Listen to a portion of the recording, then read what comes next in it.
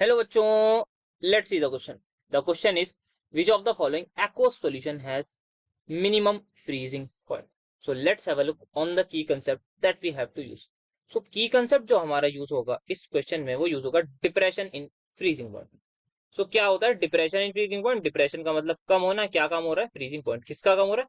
कोई भी सॉल्वेंट है हमारे पास, सपोज वाटर है, उसका फ्रीजिंग पॉइंट जो होता है वो होता है 0 डिग्री सेल्सियस. अब हमने उसमें कोई अगर नॉन वॉलाटाइल सॉल्यूट ऐड कर दिया जैसे कि ग्लूकोज, सुक्रोज, तो उसका फ्रीजिंग पॉइंट डिप्रेस हो जाएगा, यानी कि कम हो जाएगा. मतलब 0 से कम हो सकता है -1 डिग्री हो जाए, हो सकता है -2 हो जाए, बट 0 से कम हो जाएगा. So that is depression in freezing point. तो डिप्रेशन इन फ्रीजिंग पॉइंट जो होता है हमारे पास डेल्टा टी एफ, वो इक्वल होता है आई इंटू मोलैलिटी इंटू के एफ. और ये जो के एफ होता है ये हमारे पास सॉल्वेंट का होता है. अब हमारे केस में हमें एक्वस सॉल्यूशन देख रखे हैं, मतलब हमारे पास जो सॉल्वेंट है वो है वाटर. तो इसको मैं के लेट कर लेता हूँ. अब यहाँ पे सबकी मोलैलिटी अलग अलग दे रखी है, सबका वेंट ऑफ फैक्टर अलग अलग दे रखा है.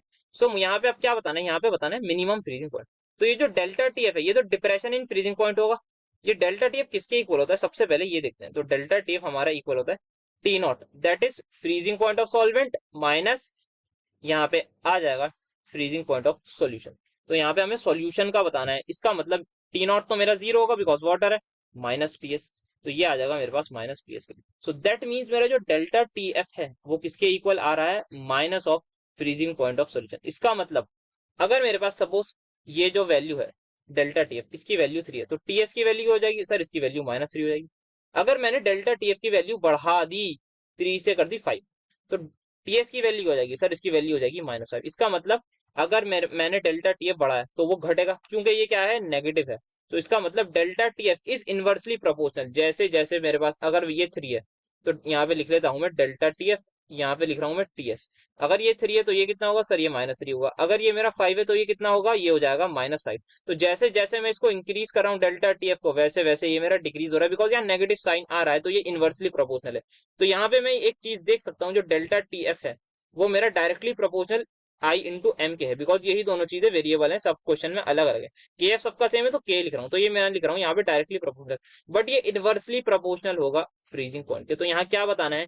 यहाँ पर बताना है मिनिमम फ्रीजिंग पॉइंट किसका है. तो मिनिमम फ्रीजिंग पॉइंट उसी कंपाउंड का होगा जिसका आई इंटू एम मैक्सिमम होगा. तो मुझे जो ढूंढना है वो ये ढूंढना है कि आई इंटू एम किस चीज का मैक्सिमम आ रहा है. तो ये लेट्स सी दैट कंपाउंड. तो यहाँ पे शुरू करते हैं सबसे पहले ए ऑप्शन से. यहाँ पे 0.01 दे रखी है मोलैलिटी और NaCl दे रखा है. तो NaCl के केस में हम देख सकते हैं ये Na पॉजिटिव और Cl नेगेटिव में ब्रेक डाउन हो जाएगा, तो I की वैल्यू आ जाएगी 2. तो I आ गया हमारे पास 2. तो ये जहां पे जो है I इंटू एम का मैं प्रोडक्ट निकालूंगा तो वो आ जाएगा 0.02 I इंटू एम का प्रोडक्ट. ठीक है, इसको रखते हैं. नेक्स्ट देखते हैं 0.05 मोलर इथेनॉल. तो यहाँ पे दे रखा है 0.0000 है ना, हाँ, ठीक है, 5 मोलर इथेनॉल. तो इथेनॉल जो है हमारे पास वो एक नॉन इलेक्ट्रोलाइट है, ये किसी में ब्रेक डाउन नहीं होगा. इसका जो आई है उसकी वैल्यू होगी 1. तो इसका जब मैं प्रोडक्ट निकालूंगा तो वो आ जाएगा 0.05. तो यहाँ पे मैं सेकंड लाइन में लिख रहा हूँ product of i into m. तो आई इंटू एम आ गया. ठीक है, ऑप्शन नंबर सी पे चलते हैं. ऑप्शन नंबर सी में भी है मैग्नीशियम आयोडाइड. सो MgI2. यहाँ पे मोलैलिटी इसकी दे रखी है सेम 0.005 मोलैल.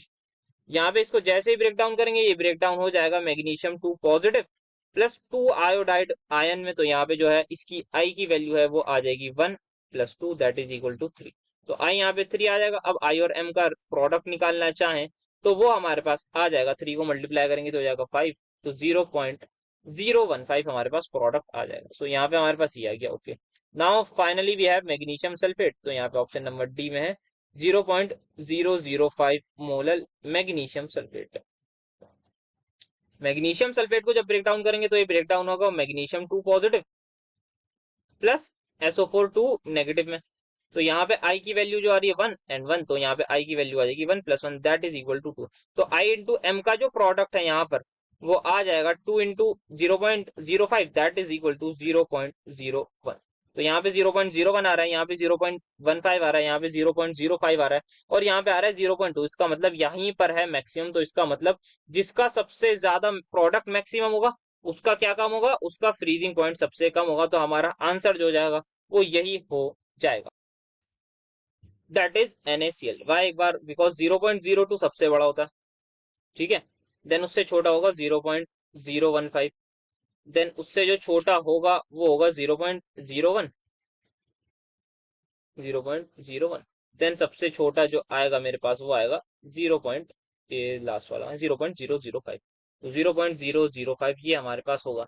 यहाँ पे जो है इसका जो फ्रीजिंग पॉइंट है वो लोएस्ट होगा, और इस वाले का जो है वो फ्रीजिंग पॉइंट वो मैक्सिमम होगा। ये चीज ध्यान रखनी है कि इथेनॉल का मैक्सिमम होगा, तो हमसे लोएस्ट पूछा था तो हमारे पास आंसर आ जाएगा 0.01 molar NaCl. So the final answer is going to be option number A. Hope you understood well. Best of luck.